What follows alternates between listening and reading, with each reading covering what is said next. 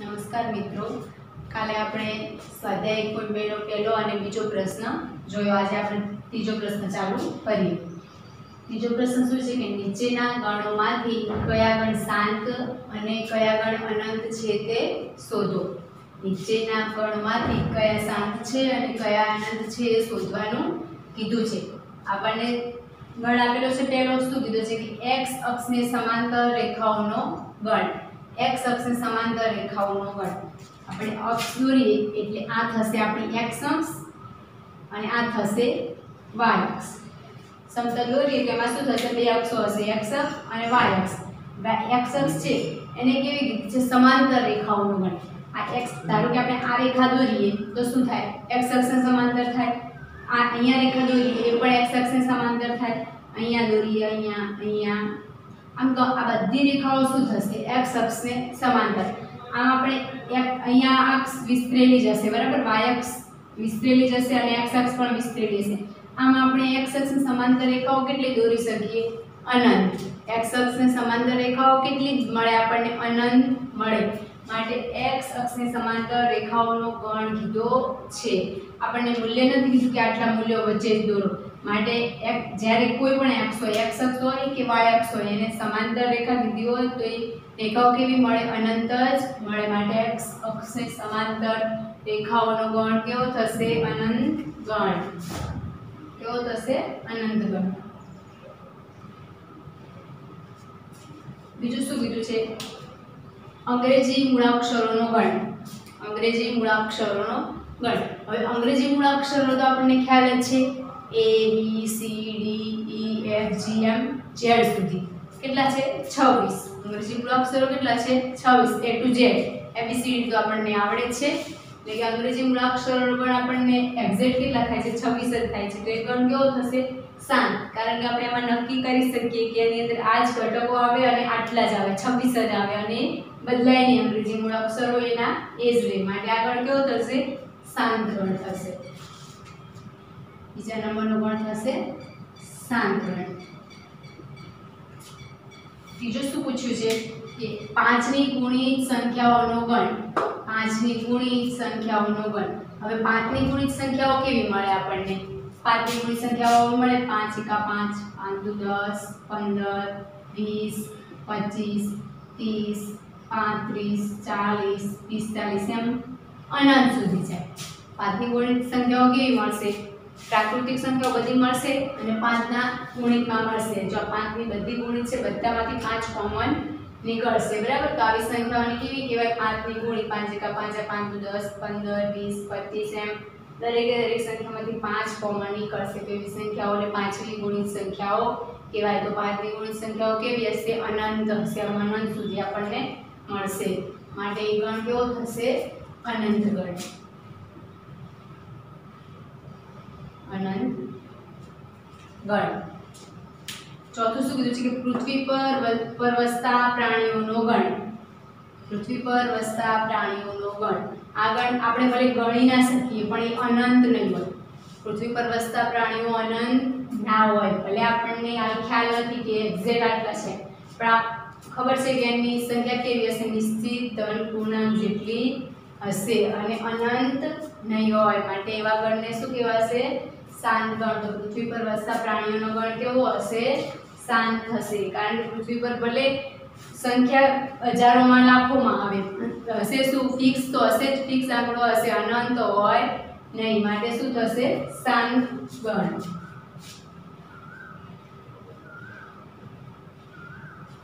શાંત ગણ. અને છેલ્લું શું કીધું છે કે ઉગમ બિંદુ 0 0 માંથી પસાર થતા વર્તુળોનો ગણ. આપણે દોરીએ, અહીંયા x અક્ષ દોરીએ અને આ દોરી y અક્ષ અને આ શું છે? એનું ઉગમ બિંદુ 0 0 કીધું કે ઉગમ બિંદુ 0 0 માંથી પસાર થતા. હવે આની અંદરથી આપણે પસાર થતા શું કીધું છે કે વર્તુળોનો ગણ. આની અંદરથી વર્તુળ દોરવું છે તો આપણે આમ વર્તુળ દોરીએ, એના કરતાં મોટું દોરીએ, આવું દોરીએ, આ બાજુ પણ દોરીએ. એમાં ઉગમ બિંદુમાંથી પસાર થતું આ વર્તુળ કેવું કહેવાય? આ બધા વર્તુળ ઉગમ બિંદુમાંથી પસાર થતા. એટલે કે આ વર્તુળ દોરીએ એ ઉગમ બિંદુમાંથી પસાર થતું હોવું જોઈએ. એમાં આપણે કેવા અનંત વર્તુળ દોરી શકીએ. ફિક્સ આંકડો ના હોય કે આટલા જ વર્તુળ મળે. ઉગમ બિંદુમાંથી પસાર થતા વર્તુળ કેવા મળે? અનંત મળે. માટે ઉગમ બિંદુ 0 0 માંથી પસાર થતા વર્તુળોનો ગણ કેવો થશે? અનંત થશે. અનંત ગણ. બરાબર, ખ્યાલ આવી ગયો? તો અહીંયા પહેલો, ત્રીજો અને પાંચમો શું થયા? અનંત ગણ થયા. અને બીજો અને ચોથો બંને શાંત ગણ મળ્યા. હવે પ્રશ્ન નંબર 4 ચાલુ કરીએ. શું આપેલું છે કે નીચેનામાંથી નક્કી કરો કે a બરાબર b છે કે નહીં, એટલે કે a અને b સમાન ગણ છે કે નહીં એ આપણે જોવાનું છે. તો પહેલા પ્રશ્નમાં એ શું આપેલો છે? a b c અને d. એ શું આપેલો છે? a b c અને d. અને b શું આપેલો છે? d c b a. એમાં પણ 4 ઘટકો છે અને b માં પણ 4 ઘટકો છે. a માં a છે તો b માં પણ a છે, આમાં b છે તો આમાં પણ b છે, આમાં c છે, આમાં પણ c છે, આમાં d છે અને આમાં પણ d છે. ખાલી આડા આડું લખેલું છે. હવે ગણમાં ક્રમનું મહત્વ હોતું નથી. તમે આ રીતે લખો કે આ રીતે લખો તો ચાલે, આડા આડું લખો તો ચાલે, ક્રમનું મહત્વ હોતું નથી. માટે આ ગણ કેવા થશે? સમાન થશે. કારણ કે એના ઘટકો કેવા છે? સમાન છે, એકના એક જ છે. તો આ a બરાબર b થશે. આ ગણમાં શું થશે? a અને b બંને સમાન થશે. હવે બીજો પ્રશ્ન.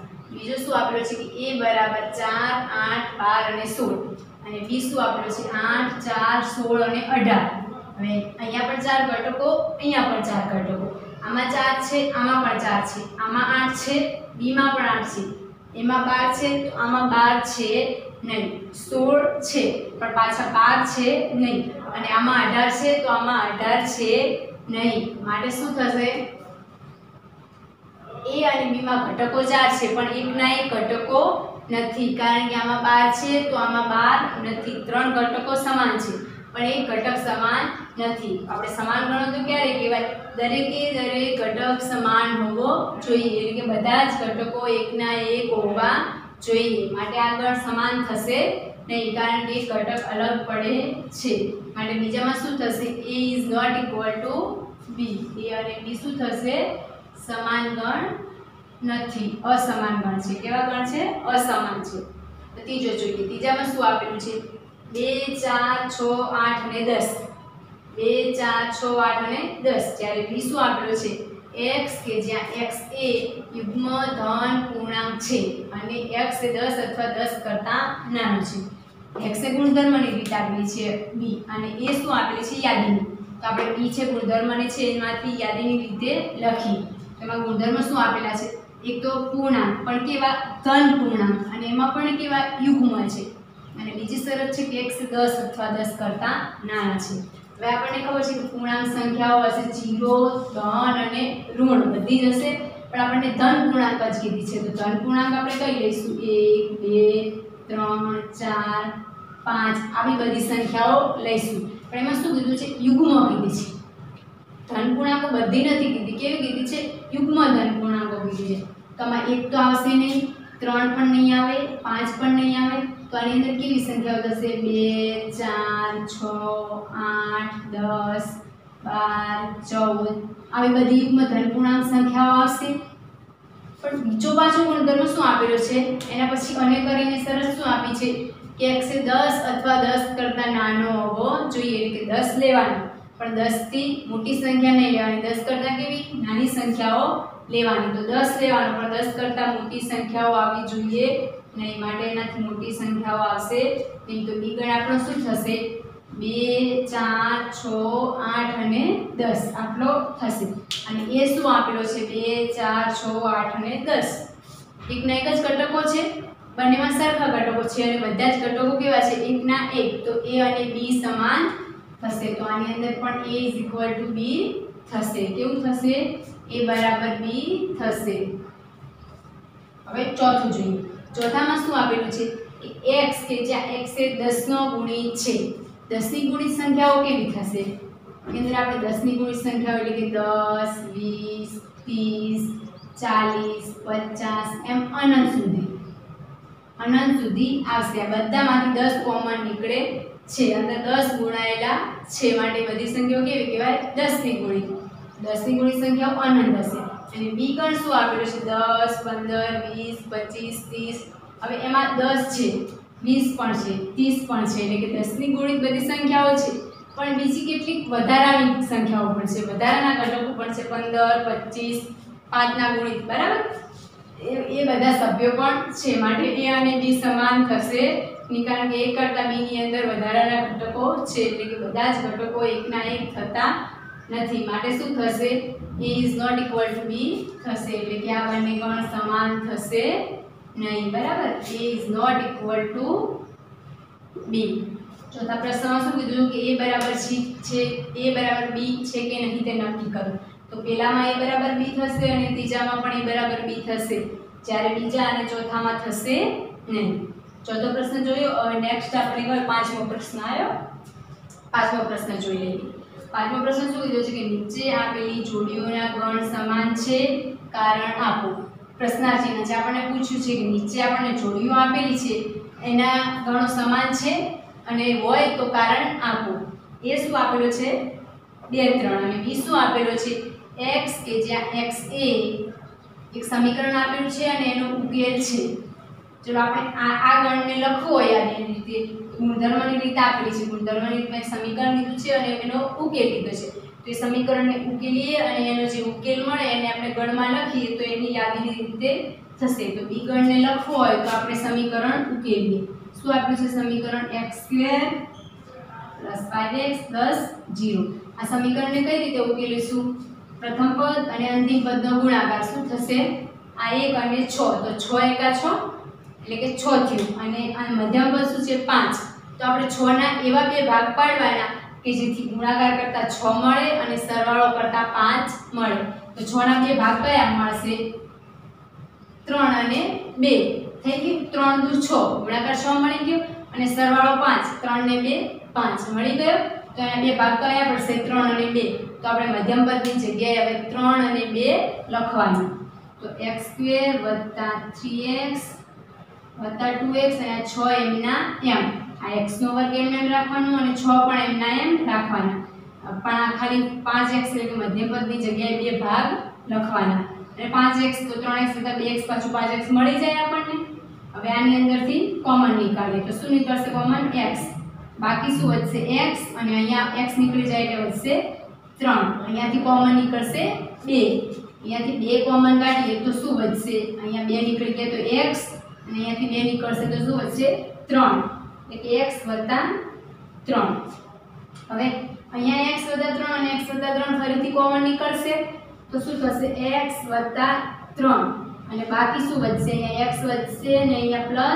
+2 વધશે બરાબર 0 હવે અહીંયા કાં તો x + 3 બરાબર 0 હશે અથવા x + 2 બરાબર 0 હશે હવે આ 3 ને આ બાજુ લઈ જઈએ તો માઈનસ થશે તો -3 અને અહીંયા 2 આ બાજુ જશે તો -2 હવે આપણો b ગણ આપણને શું મળ્યો આ b આપેલો છે શું મળ્યો -3 અને -2 -3 અને -2 મળશે b શું મળશે -3 -2 હવે એ શું આપેલો હતો 2 અને 3 આમાં 2 3 છે અને આમાં 2 3 છે બે જ ઘટકો છે પણ સમાન છે નહીં કારણ કે આમાં કેવી સભ્યો છે ધન છે અને આની અંદર કેવા છે ઋણ છે માટે બંને ગણ શું થયા અસમાન થયા એકના એક ઘટકો આવતા છે નહીં માટે શું થશે સમાન થશે નહીં અહીંયા કારણ આપવાનું કીધું છે તો કારણ શું આપશો a અને b સમાન છે નહીં કારણ કે a અને b માં એકના એક જ ઘટકો આવેલા નથી એકના એક ઘટકો છે નહીં ચલો હવે બીજો પ્રશ્ન જોઈએ બીજા પ્રશ્નમાં a શું આપેલો છે x કે જ્યાં x એ ફોલો શબ્દનો મૂળાક્ષર છે અને b આપેલો છે કે y કે જ્યાં y એ વોલ્ફ શબ્દનો મૂળાક્ષર છે બંને કેવા આપેલા છે મૂળાક્ષરોના ગણ ચલો ગણ બનાવીએ a શું બનશે यहाँ આવશે ફોલો શબ્દ એટલે પહેલા આવશે f પછી આવશે o પછી લખીએ l હવે અહીંયા f ફરીથી l આવ્યો પણ ગણમાં ઘટકોનું પુનરાવર્તન થતું નથી માટે l બીજી વખત લખાશે નહીં માટે l એક વખત હવે o આવ્યો o પણ આગળ આવી ગયો તો o પણ બીજી વખત નહીં લખાય પછી આવશે w તો w આ બની ગયો ફોલો શબ્દનો મૂળાક્ષરનો ગણ b આપણને વોલ્ફ શબ્દનો મૂળાક્ષરનો ગણ આપ્યો છે તો બી બનાવીએ તો શું થશે? બીમાં આવશે ડબલ્યુ, પછી છે ઓ, એલ અને એફ. આમાં તો એક પણ ઘટક બે વખત આપેલો છે નહીં, માટે ગણ બની ગયો. હવે એ અને બી માં કેટલા સભ્યો છે? 4. જોઈએ, આમાં એફ છે તો આમાં પણ છે, આમાં છે ઓ તો આમાં પણ ઓ, એલ આમાં છે તો એલ આમાં પણ છે, અને ડબલ્યુ એમાં પણ છે અને બી માં પણ છે. એકના એક જ ઘટકો છે, ખાલી આડા આવડું લખેલું છે. હવે ગણમાં ગમે તેમ તમે ક્રમનું મહત્વ હોતું નથી, ગમે તે રીતે લખો તો ચાલે. આ રીતે લખો કે આ રીતે લખો, બંને ગણ શું થાય? સમાન જ થાય. તો આની અંદર એ અને બી શું થશે? સમાન થશે. તો આ જોડી શું છે? આ જોડીઓના ગણ સમાન છે. અને કારણ શું આપવાનું? કારણ કે એ અને બી બંનેમાં એકના એક જ ઘટકો આવેલ છે.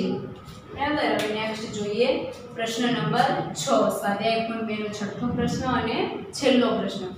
શું છે કે નીચે આપેલ ગણમાંથી સમાન ગણ પસંદ કરો. આપણને નીચે ગણ આપેલા છે, એમાંથી સમાન છે કે નહીં એ શોધવાના છે, એટલે કે કેટલા સમાન છે. ગણ આપેલા છે a b c d e f g અને h. a થી h સુધી આપણને ગણ આપેલા છે. તો જોઈએ સમાન છે કે નહીં, કેટલા સમાન છે. એ શું આપેલો છે? 2 4 8 અને 12. તો જોઈએ કે બાકીના એ સિવાયના ગણમાં 2 4 6 8 આવો ક્યાંય ગણ છે કે નહીં. તો આની અંદર તો 1 2 3 4 છે. હવે આમાં જોઈએ તો આમાં 4 છે તો આમાં 4 છે, 8 છે, 12 પણ છે, આમાં 14 છે તો આમાં છે નહીં, અને આમાં 2 છે તો આમાં 2 નથી, તો એ સમાન છે નહીં. અને બાકી તો કોઈ એના જેવો ગણ છે જ નહીં, તો એ જેવો તો કોઈ છે જ નહીં. હવે નેક્સ્ટ જોઈએ, એ કોઈ જોડે સમાન છે નહીં. હવે બી જોઈએ. બી આપણો છે 1 2 3 અને 4. તો 1 2 3 4 થાય એવો ગણ આ જોઈએ. 50 સભ્યો છે, આમાં પણ 4, આમાં છે 3 1 4 2, એટલે 1 2 3 અને 4.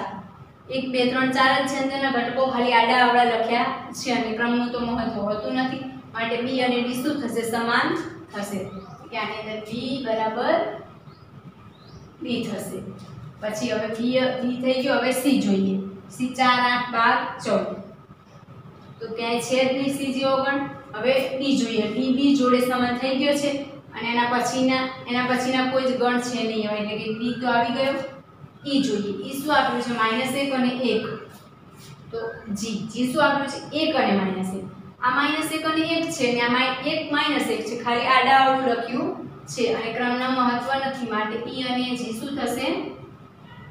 સમાન ગણ થશે. ઈ અને જી શું થશે? સમાન ગણ. f છે 0 1, તો 0 એ પણ એક પણ ગણ નથી, અને આ છે 0 1, 0 1 પણ બીજો કોઈ પણ ગણ નથી, માટે કયા બે ગણ સમાન થયા? બી અને ડી સમાન થયા, અને બીજા ઈ અને જી સમાન થયા. બે ગણોની જોડીઓ આપણને સમાન મળી, બી અને ડી અને ઈ અને જી. આના સિવાય કોઈ પણ ગણ સમાન છે નહીં.